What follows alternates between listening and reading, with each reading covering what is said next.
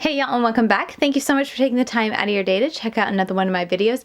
Today is going to be another fun video because it's going to be a tag video, but specifically it's going to be a really interesting and kind of like a juicy, little bit like insider scoop type of tag that Better Off Red and Cate the Great Beauty created together, and it's called the Content Creator Confessions.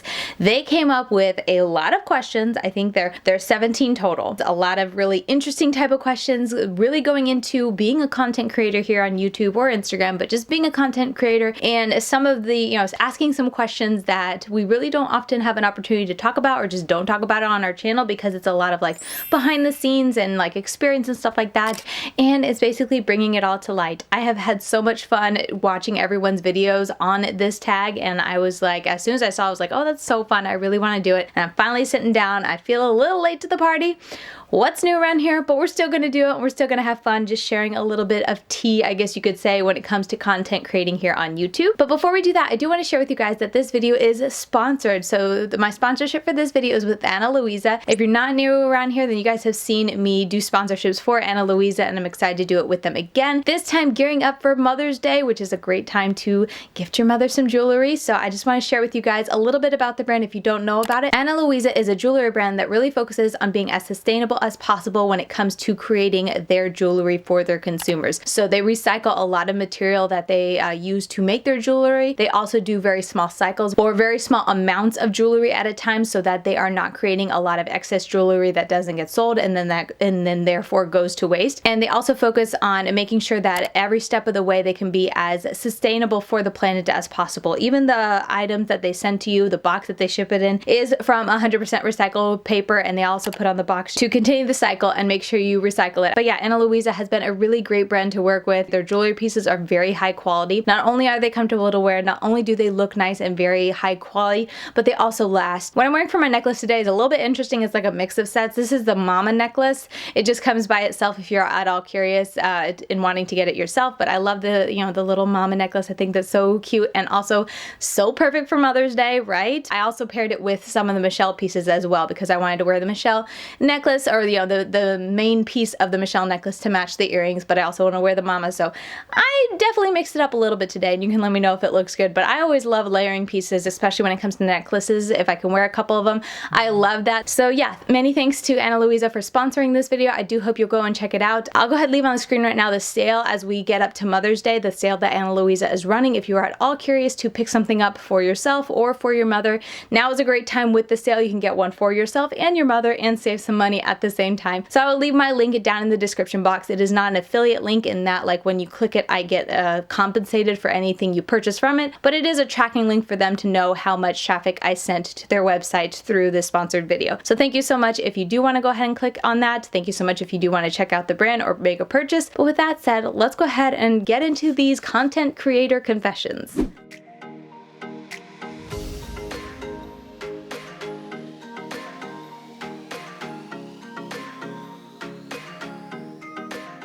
Alright, so question number one. How do you feel about the term influencer, and do you feel that you are one? Personally, when I hear the term influencer, I don't know, I think it's okay. Like, I don't know, the term influencer just makes it sound a little bit more simplified, because I feel like there is such a wide range of what people now term as influencers, and it just is such a wide range. I feel like content creator is more of like the word we should use when it comes to the term influencer, because I feel like a lot of people are content creators, but I feel like fewer people are trying to really be influencers, as in like influencing people on what to buy, that sort of thing. I really don't feel like I'm an influencer, because like for me personally, I don't feel like I take my channel in the way of like, hey, this is what's out and this is what you need to buy. My channel is just like me and my love of makeup, and I share that with you guys, and since I do have the products to share with you guys, I try to like give as much information about the products as I can to you guys, so that you can make your own decision if you want to buy that or not. So that's why I really enjoy like doing swatch comparisons or more in-depth reviews with multiple looks, that sort of thing, because I feel like those are the most beneficial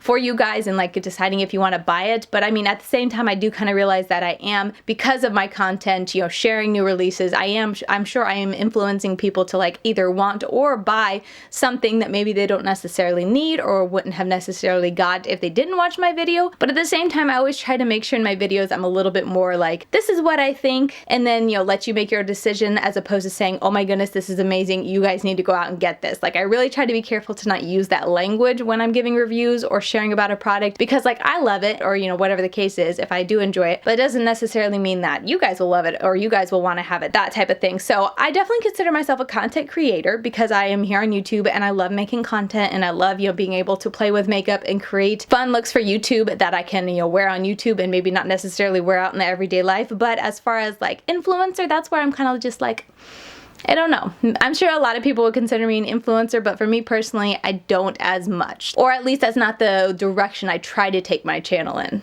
So I don't know if that's a very good answer to the question, but that's my answer. All right, question number 2. How did you decide to become a content creator? Through a very strange and just happenstance of situations. What is that like series called? A series of unfortunate events, like a TV series? I've never watched it, but I just remember that. But not unfortunate, thankfully. A series of very fortunate events in my case. I actually started as a book blogger, a book reviewer blogger.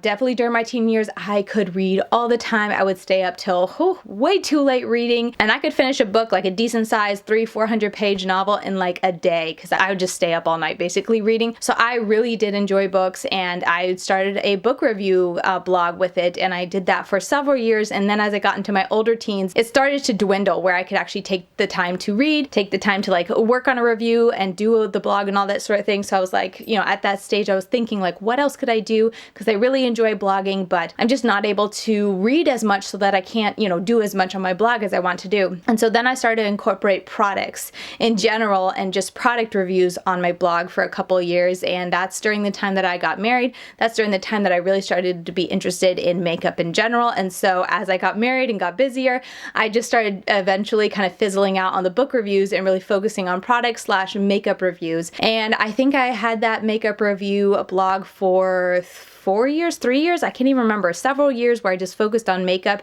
and beauty. You can still see it. It's from myvanity.com. I still have it up and running because I don't want to like shut it down. I always think maybe one day I'll be able to get back to it. But anyway, when I was pregnant with my second son, Gideon, in 2017, I had been watching YouTube for probably 2 years at that point. Absolutely loving watching beauty YouTube. I would watch all the content that I could. I was a big fan of Samantha March, Amy Loves Makeup, Angelica Nyquist. I would just watch their content all the time, but I was very scared of like actually sitting down talking to a camera. And so I decided to like do baby steps, and I actually started doing Instagram reels, or they weren't reels at the time. I started doing Instagram tutorials over on Instagram to kind of get my toes in actually like being on camera and doing my makeup on camera. And so that's what I started for, I think a good year. Well, I started that around when I had or was pregnant with Olivia. And so I did that for 2 years, and then I was pregnant with Gideon, and I kept having this itch to start YouTube. I kept putting it off and saying, no, like, you can do it. You're a mom, you're busy, you're awkward in front of the camera. Like, I wasn't sure how I would be. And then finally, when I was pregnant with Gideon, I was super sick during the beginning of his pregnancy. And that's really where I was like, I think I can do this. Like, I think I should just give it a go. And so as soon as I got well enough to like, you know, function without always wanting to sit by the toilet with him, I was like, you know what, I'm gonna do it. And I started my YouTube channel with a giveaway because I didn't know how to start it as well. I was like, what video should I do first? Like, nobody knows me on YouTube. So I started with a little giveaway,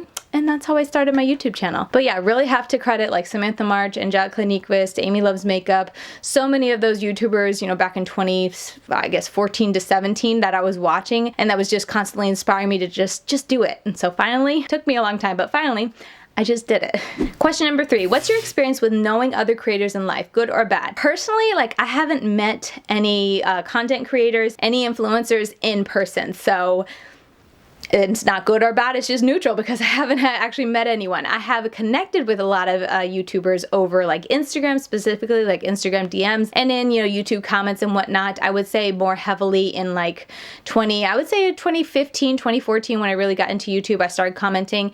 And then when I started my channel, I started connecting more to, you know, the content creators. And then probably 2020, in 2020, I still was like connecting, and I would talk to a lot of influencers. But I feel like last year, 21, it really started fizzling out towards the end of the year. And then this year, I feel like me personally, like, I've just dropped the ball when it comes to like keeping up with people and connecting with people on YouTube. So I definitely feel like not that I don't have any friends when it comes to influencers. I'm sure I could still call them acquaintances if I reached out and I started talking. But I'm just, honestly, it's just been so crazy for me to like try and keep up with YouTube and Instagram and my personal life. I just haven't had time to like like reach out and be really good at being a friend. Honestly, when it comes to trying to be a friend to other influencers and other content creators, I don't want to say I don't have any friends, because there is a very select few that have, you know, stuck by and like reaching out to me, and I've tried to be very intentional at reaching back out to them and staying connected with them. So I'm very thankful for their friendships. I feel like I've been a very difficult friend, especially the last year, to like stay in touch with, just because I keep dropping the balls when it comes to reaching out and just being a friend. I feel like I'm terrible at being a friend, especially during this crazy time in my life right now with just so much going on. But anyway, where was I going with that? All that to say, I haven't met anyone, and I don't have any bad stories like when it comes to, you know, DMs and whatnot. Everyone I've ever talked to in DMs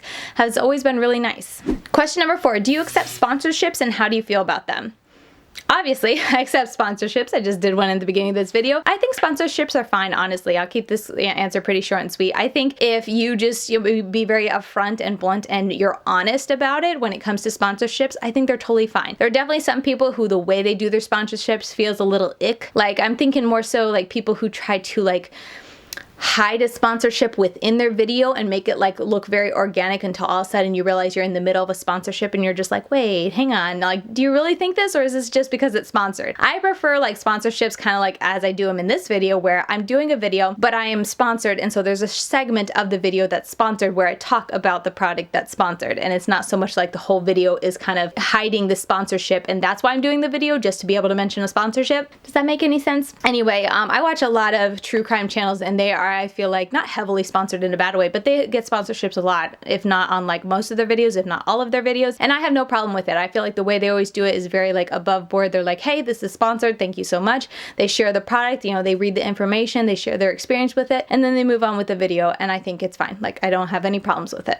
Question number 5, have you had any experience with a brand that left a bad taste in your mouth? I don't think so, as like being a YouTuber or a content creator. I really don't think, at least I don't remember any coming to mind. I feel like I've had some bad experience with brands as a customer, and just like customer service, or just like, you know, reaching out to the brand and really not liking the way they handled it or the way they responded, that type of thing. But as a content creator, no, I'm happy to say like I've never had a bad experience, a bad encounter, or just like a really, you know, nasty reply in an email or anything like that. Question number 6, how do you deal with negative comments? I honestly am very thankful that I don't get a ton. I definitely get a lot of, you know, comments, but I would more so title them as like rude comments as opposed to like super, you know, like hate comments. I wouldn't title them hate comments or like super negative, but they're just kind of rude. Like, I think that my most frequent comment that I get is just about how fast I talk or how much I talk in my video, and I'm just like, okay, like that's nothing I can really change, but okay, you know, you said your piece. And I tend to just like, whenever those comments come through, if I get around to replying, because I know I've been pretty bad at replying recently to comments, but if I do reply, I'll just be like, hey, there's other videos on YouTube with this type of content that you can find that's either shorter or they talk slower. Go find one. It's just not me. But yeah, I just try to let it kind of roll off my back and not get to me. Question number 7, what's your biggest pet peeve when it comes to comments? I think kind of going off of the last, you know, answering the last question, I think my biggest pet peeve is when they talk about how long my video is, because I'm like, you can see the timestamp before you click on the video, but they'll still take the time to leave a comment and be like, oh my goodness, this video is so long, get to the point. And I'm just like, you saw the video was like over 30 minutes. What did you think I was going to be talking about during the 30 minutes? But yeah, I think that's my biggest pet peeve. You know, I can kind of understand when people comment about like, oh my goodness, you'll get to the point if I took too long to get started at the intro, or like I'm talking too fast, because I do know I talk faster than most people would care to hear or whatnot, or that most people enjoy listening to. And with those things, I'm just kind of like, that's who I am. Like, I try to change it a little bit, honestly, but when I sit down to film, my time limit is so short, I tend to talk fast anyway. It's really hard for me to slow down, and then I just feel very unnatural. So anyway, with those comments, I'm just like, oh, whatever. But the comments that say like, this video is so long, or like, oh my goodness, like, why did you talk so much about this? I'm like, why did you click on this video? Because if you're searching for this topic, there are tons of videos that are like under like 10 minutes, under 5 minutes of what you want if you want that. This was a more in-depth video, hence the longer. Anyway, that's my biggest pet peeve when it comes to people leaving comments about the length of my video, because it's like, you saw it before you clicked on it. Question number 8, what is your favorite part of being a content creator? I really enjoyed the editing process. As much as I would like, that surprised me. I feel like originally when I first started out, I really didn't enjoy that, but over the last couple years, I've kind of upgraded some things when it comes to what I use to edit, and it has allowed me to do more. And I've always been wanting to do more. I used to use iMovie and whatnot, and then I'm now on DaVinci Resolve, and I'm just able to do so much. I enjoy it a lot. And if I had more time, like I would spend a lot more time on just doing little things within the video to make it a little bit more engaging or a little bit more helpful. I would love to be able to like put more pop-ins and more different things like that if I had the time. I feel like right now at this phase of my life, I don't have a lot of time, so I've been trying to hold myself back and just simplify it. But when I do have the time to, you know, really put into a video, that's one of the reasons I love Palette-Palooza videos, even though they're like the most time intensive and they just take so long and so much work. But I get to do so much in the editing process, and I really enjoy when everything's done, getting to watch it, you know, through on YouTube before I publish it. And I'm like, yes, like all of that like just went together exactly how I wanted it. It all worked out. And yeah, I really enjoy that editing process of getting to compile the video together and then see the finished result at the end. Question number 9, what is your least favorite part of being a content creator? I put down emails because I feel like I am so behind on emails. I am always behind on emails. And then also like dealing with PR that's sent to me that I didn't really ask for. Like I feel like this is a little weird to say, like people might be like, oh my goodness, you need to be grateful about PR. But I also do get a lot of like products just sent without like asking, because I do have my PO box public for, you know, PR purposes. But a lot of brands or a lot of companies will just send me stuff without asking, or I have like subscription boxes that send me stuff without asking. And when those come in, they can pile up very quickly. And, you know, if it's not something that really goes with my channel or that is very cohesive with what's on my channel, or I just have so many products that are more, you know, imminent where I need to get content out now, like a new palette, and then the other stuff just kind of always gets stuck to the back, that I feel like at some point when it piles up so much, I just get a little overwhelmed and I have to like sit down and go like, okay, what am I going to do with all this? Who can I give it to so it doesn't go to waste? Or, you know, can I put it aside for a giveaway? That sort of thing. So that honestly gets a little overwhelming if it piles up too quickly. I've been trying to be really good at like keeping up with it so that I can not have so much piling up, because then it just feels wasteful. But that's definitely an aspect of YouTube that I never really expected to like find as like, not a negative, but definitely something that isn't the fun part of YouTube. Like I love doing this. I love sitting down and doing a video. I love editing the video. I love doing my makeup on camera. I love, you know, reviewing products and all that, but having to like sort through, you know, other products and whatnot and make sure that the stuff isn't going to waste, or do emails. I'm terrible at emails, but trying to keep up with emails, those are my least favorite parts of being a content creator. Okay, so later Katie here, interrupting this video to tell you guys that I'm honestly not even sure how this happened, but somehow my microphone turned off in the middle of recording, and there were about 4 questions that it is absolutely silent for until my camera battery died, and then I realized that my microphone wasn't on, and I was like, great, now what do I do? So I'm going to be sitting down this morning really quickly and answering those questions so I can have a complete video and not be missing 4 questions. But question number 10 says, do you edit your own content, and if so, do you enjoy it? Now I already kind of answered this previously when I was talking about it, but yes, I edit my own content and I really do enjoy it. I really enjoy sitting down and recording. That's a fun part of, you know, being on YouTube and, you know, creating YouTube videos. But I think if I had to only pick one task for being a content creator on YouTube to be my ultimate favorite, it would be editing. That answer is pretty short and sweet. Yes, I edit my own stuff. I really do enjoy it, and yeah, I wish I could have more time for it, because I always just find it so fun. Question number 11, where do you draw the line in regards to sharing on social media? I find it very hard, because especially in the last couple years, I find not really like sharing my personal life, because I don't mind sharing some of it, and, you know, what you guys see on social media or what I talk about during a chatty life, you know, update, get ready with me, I'm comfortable sharing. You know, I'm talking about moving and wanting to, you know, have more animals and just get the kids more involved with like growing things and, you know, growing our own food, that kind of thing. I don't mind sharing that aspect of it. I don't mind sharing my kids on occasion, every now and then, you know, showing them on my social media or on YouTube. But I do find a lot of pressure of sharing specific type of things, specifically when it comes to like what's going on in the world. I feel like there's a lot of pressure for influencers to always kind of weigh in on it, or at least share a lot of information on what is going on in the world. And for me personally, I was personally someone who wasn't always like, you know, into politics. I wasn't always someone who was like into what was going on in the world. I would, you know, have conversations, not that I was totally, you know, naive to it all, but it just wasn't something I felt personally,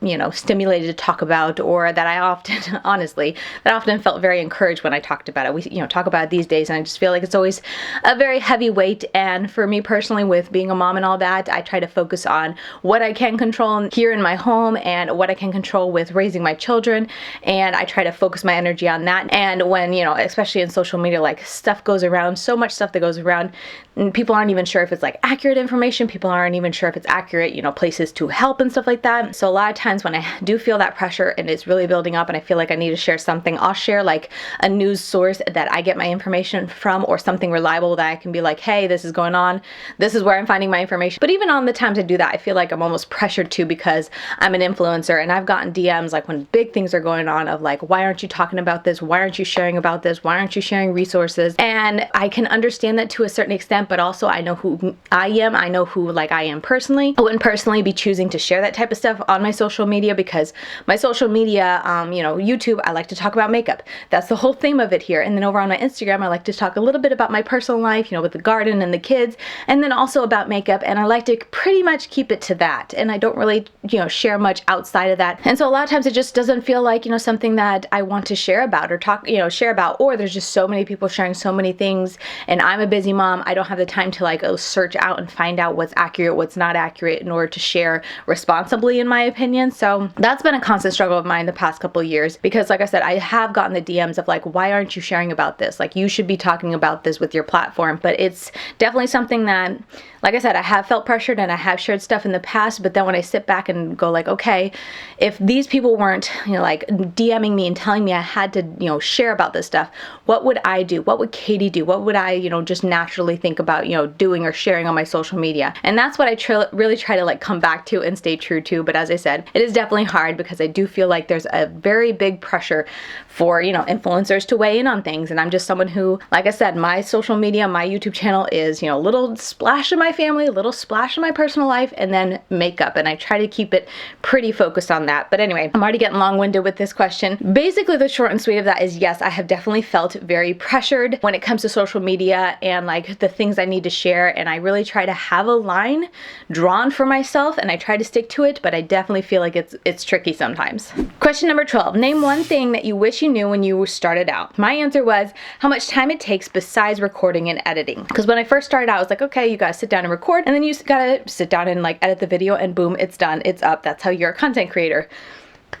There's a lot of other things that go into it that I did not realize until I've been getting more into it. I think the most time-consuming thing for me that I didn't realize is how long it takes to do my description box, my tags, and my thumbnails. Those three things are not things I particularly enjoy doing when it comes to being a content creator, and they take a very long time. Especially long ago when I was really trying to be very good with tags, I could research and try to think of tags for like an hour or two for one video, and I just dreaded that task so much. But it was at the time very important with what you know, chose for your tags, and it really determined how far you could go in the algorithm and if you could get, you know, discovered and traction on your video. So I tried to spend a lot of time on it, but it would just take so long. And then thumbnails, I don't feel like I'm very good when it comes to creating my thumbnails, so I spend a lot of time. In recent months, I've been trying to cut it and just be like, whatever, Katie, just do what you can. But I know back in the day, a couple years ago, I would spend an hour or two creating my thumbnail, because I am not very good at it. It doesn't come naturally to me, and I would just spend so long. I would be like researching different videos, looking at different type of thumbnails to try to see what kind of stands out. I would just take so long. So those three things are tasks I don't enjoy as much, and they definitely take a very long time. And then also, like I said, emails. Also just like cleaning up after video editing. A lot of times, like, you know, I'm so busy after I finish recording something, I have to go because the kids are awake, and doing that a couple days, things pile up, and then it's a mess, and you got to take time to do it. And sometimes I have to be like, no, Katie, you can't record today. You can't record a new video because you need to clean up your space. So that's the long-winded version of things that I feel like. What even was the question? Yeah, what I wish I knew before starting out, that it would take a lot more time, not just for editing and recording, or recording and editing. Is there any change you'd like to make to your content in the future? Not too much. I just got a microphone. It's given me some problems in this video, but that has been something I've wanted to update for so long. I've never really liked the audio in my videos. So that was a big change that I just did the beginning of this year, or a couple months ago, that I'm getting used to. But I think the one other thing, I got new lights, so I feel like I'm set on lights, but one thing I would like to update soon and change with my content is to get a different type of camera, because my camera is getting a little bit old, and maybe a newer lens, just to make the quality, like watching my videos, a little bit nicer. So that's kind of down the road, maybe a year, maybe at the end of the year, I'd like to do. But cameras and camera lenses are expensive, so I've been putting it off for a while. Okay, question number 14. This is the last one where I'm going to be like this, interrupting the video, because it was the last one that failed. But it said, what company collab is your dream? And for me, it's like, I don't know if I would ever be someone to like create and collab on a palette, because I feel like I'm not very creative when it comes to that, and I feel like there's so many palettes that I love. If I were to create a palette, it would just look like a lot of palettes that have already come out, kind of like a mesh of, like, I don't know, tropical vibes and the wilderness palette. It would probably just look like a rainbow palette, and so I don't feel like I'm super super creative in that element when it comes to creating a color story. I definitely know that's something I've always known that I'm just not very good at. I like taking color stories that other people have done and creating things with it. I feel like I can do that very well, but I don't know about creating my own and making it like, you know, unique and special to me. I don't know if I'd be very good at that. So people have asked me before and I'm just like, I don't know if I could do that. Like, I don't know if I'm that type of talented. But then also I was thinking another aspect or collab that would be fun. It would be really cool to get to do like a brush set, because I love, you guys know, I love the tiny brushes. I have really grown my collection with buying singles here and there to grow the collection to what it is, where I have those type of tiny detail brushes for blending into your crease, for working on your lid in small sections, for, you know, blending out your outer corner. So it'd be neat to be able to put like a curated collection together of all my must-haves when it comes to creating one type of my like signature looks with tons of colors and whatnot. I think that would be fun, because I feel like that's something that I wouldn't struggle as much as creating an eyeshadow palette. I feel like I would. And I feel like brushes, especially the type of brushes I'm thinking I would include in a brush set, aren't as readily available or easy to find in a set. You can get them like individually and all that, no problem, they're out there, but as far as like buying one set and getting a lot of unique type of detail blending brushes, that's not as popular, or as for me personally, it's not as easy to find in good quality brands or in small indie brands. So I think that'd be something fun. Question number 15, what other creator do you admire or want to work with? Again, this one I don't really have a good answer for. Like, I admire a lot of creators, but as far as like wanting to work with, I don't know. Maybe I'm just such an introvert that like the thought of like working with another creator, I'm just like, what could I bring to them? Like, what could I bring to the table? Why would they want to work with me? I don't know. I don't see like, oh yeah, I would love to work with this content creator in order to do this thing. Like, I don't have that creativity or that vision, I guess you could say. But like I said, there are so many content creators that I really do admire and really enjoy their content on YouTube. Not to say that I don't, and content creators in a lot of different genres as well, like a lot of different, you know, categories on YouTube that I enjoy watching. But I really can't name one that I'm like, yes, I would love to, you know, get together and work with this content creator for such and such. I really don't have a good answer for this when it comes to what other creator that I would want to work with, but I mean, I would be down for any of the creators that I admire. That'd be fun to do a collab with. Question number 16, what kind of content do you hate? This one I wasn't really sure. I was like, is the content that I hate that I make? Because I mean, in that case, none really, because especially right now with my content being so slim pickings and being able to create content, I really don't, you know, focus on any content that I hate making. And then as far as like other content from other people, I can't really think of any off the top of my head, because if like it's a content that I don't want to watch, I just like don't click on it. Or if it's a creator that makes content that I don't like, I just don't like, I'm not subscribed to them, that type of thing. So I don't really know how to answer this question. All right, question number 15, last one. Have you ever had to deal with cancel culture? If so, how? No, I haven't ever had to deal with cancel culture in general, like when it comes to like me specifically. I definitely feel like there was the pressure in 2020, starting in 2020, I would say, because I don't really remember 2019. I was pregnant with Levi. We moved down here. I don't remember any like big pressures going on around the world.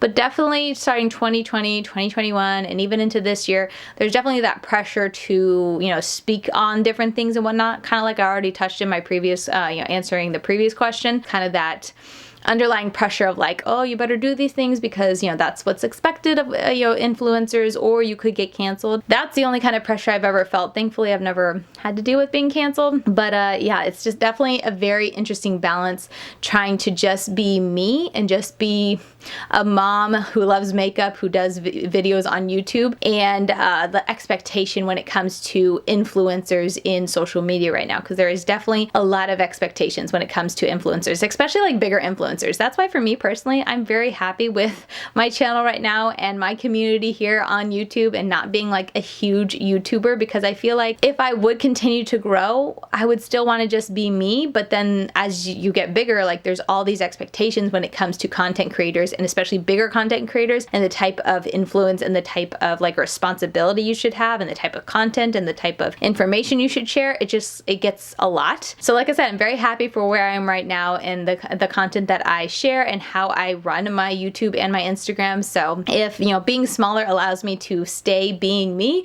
then I'm totally fine with that, because not gonna lie, as I think about growing bigger, I'm just like, I don't know if I want to grow bigger though, because I really do enjoy being able to just be me and run my Instagram and my YouTube how I authentically am, and how I authentically like want to share little bits of my life and my love of makeup with you guys on Instagram and YouTube. So yeah, it's just been something I feel like, you know, in the last couple years, that's really been like very apparent to me, where I never really realized it before. And again, maybe before because I was a bit much smaller YouTuber. And I mean, I'm still a tiny YouTuber. What am I talking about? But I mean, I have grown a little bit in the last couple years, and a lot has happened around the world in the last couple years. So maybe I just wasn't aware of it before, but it's definitely something that, you know, I'm very content with where I am now and where how I'm able to run my channel. And if I stay this size for as long as I am on YouTube, I am, you know, I'm fine with that. I'm very happy with that because, as I said, it allows me to run my YouTube and my Instagram how I am, like authentic to me, and how I like to share little bits of my life with the world. So yeah, that's gonna do it for the final question in this tag. All right, so I thought I was doing great with this video. I thought it was going on along smoothly, but ever since the camera died and I realized my mic wasn't on, I am so sorry, but I am trying to adjust to having a mic, evidently. I do hope you guys still enjoyed the video, enjoyed hearing my answers for this tag video. As I said in the beginning, the tag was created by Better Off Red and Cate the Great Beauty. Definitely check them out, check their videos out. And then, as I said, I've been seeing a lot of content creators, especially in the beauty community, because that's where I watch most content from, but I've enjoyed watching their videos. So definitely, if you enjoyed this video and you want to hear more people's opinions and whatnot, definitely check out and just search the tag up and check out other people's videos. Well, yeah, thank you guys so very much for watching. Thank you guys so much for spending your time with me. And of course, thank you so much to Ana Luisa for sponsoring this video. As I said in the beginning, if you want to check out their sale for Mother's Day, it'll be listed down below in the description box, as well as with a link to their website if you would like to shop or look around at all. So thank you so much for listening to the ad. I really do appreciate it. And yeah, with all that said, that is going to do it for me. I'm over on Instagram per usual, LadyCatie92. If you want to follow me over there, I post reels, up close eye pictures, all that sort of thing. And with that said, I'll see you guys very soon in my next video. Bye guys.